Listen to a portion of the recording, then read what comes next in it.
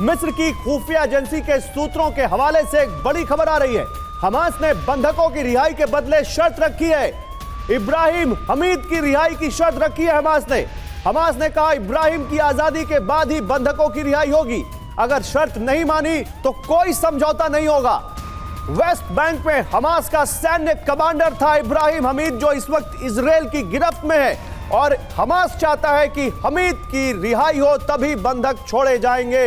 लेकिन अब देखते हैं हमास की यह शर्त क्या इजराइल मानता है। इसी बीच देखिए एक बड़ी खबर है हिजबुल्लाह से जुड़ी हुई। हिजबुल्लाह का वीडियो मैं आपको दिखाने जा रहा हूं। हिजबुल्लाह का एक वीडियो, कैसे जलती हुई इजराइल की गाड़ियां हिजबुल्लाह के हमले में दिखी है यह आपके सामने। हिजबुल्लाह किस तरह से इजराइल लेबनान बॉर्डर पर सिविलियंस को टारगेट कर रहा है, उनकी प्रॉपर्टीज को, उनकी असेट्स को टारगेट कर रहा है, उनकी गाड़ियों को टारगेट कर रहा है, उनके घरों को टारगेट कर रहा है, उनको टारगेट कर रहा है। यह वीडियो देखिए, यह हिजबुल्लाह का अटैक और इजराइल की जलती हुई गाड़ियां धू धू करके कैसे ये गाड़ियां जल रही हैं। और इजराइल के बेस पर हिजबुल्लाह अटैक का दावा यह भी देखिए आप। इजराइल का बेस है लेबनान बॉर्डर पर और हिजबुल्लाह ने अटैक किया है। हिजबुल्लाह ने दावा किया कि उसने कुछ इस तरह से अटैक करके, बमबारी करके इजराइल के बेस को इस तरह से उड़ा दिया।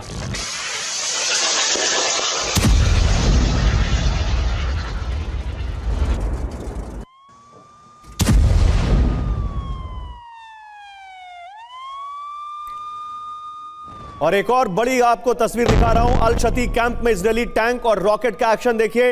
इजराइल के टैंक लगातार गरज रहे हैं, रॉकेट लगातार बरस रहे हैं और लगातार इनका एक्शन जारी है, क्योंकि नेतन्याहू ने कसम खा रखी है कि हमास के खात्मे तक यह कार्रवाई नहीं रुकने वाली, यह युद्ध नहीं रुकने वाला, इजराइल की सेना नहीं रुकने वाली। और समुद्र के किनारे आप देखिए, समुद्र के बगल में बिल्कुल कोस्टल रोड तक टैंक पहुंच गए हैं और ये समुद्र के किनारों को भी नहीं छोड़ रहे हैं। अमूमन ऐसी जगहों पर टूरिस्ट दिखते हैं जहां आज इजराइल के टैंक दिख रहे हैं। इसी बीच एक और वीडियो आपको दिखाता हूं। इजराइल की जासूसी क्रेन पर हिजबुल्लाह का अटैक। यानी हिजबुल्लाह पहले इजराइल के सर्विलांस टावर को निशाना बना रहा था, उनके कैमरों को निशाना बना रहा था, अब जासूसी क्रेन पर हिजबुल्लाह अटैक कर रहा है। ये देखिए, ये क्रेन्स लगाई गई हैं इजराइल की तरफ से, क्योंकि टावर को लगातार टारगेट कर रहा है। ये हिजबुल्लाह का दावा है कि ये स्पाइंग क्रेन्स हैं, जासूसी करने वाली क्रेन्स हैं, जिस पर इजराइल जासूसी जिनके जरिए करता है और हिजबुल्लाह इनको निशाना बना रहा है। इसी बीच एक बड़ी खबर है, गाजा युद्ध के विस्तार की आशंका। गाजा युद्ध का विस्तार हो सकता है, यह बड़ी खबर आ रही है, यह अब आपको दिखाता हूं मैं।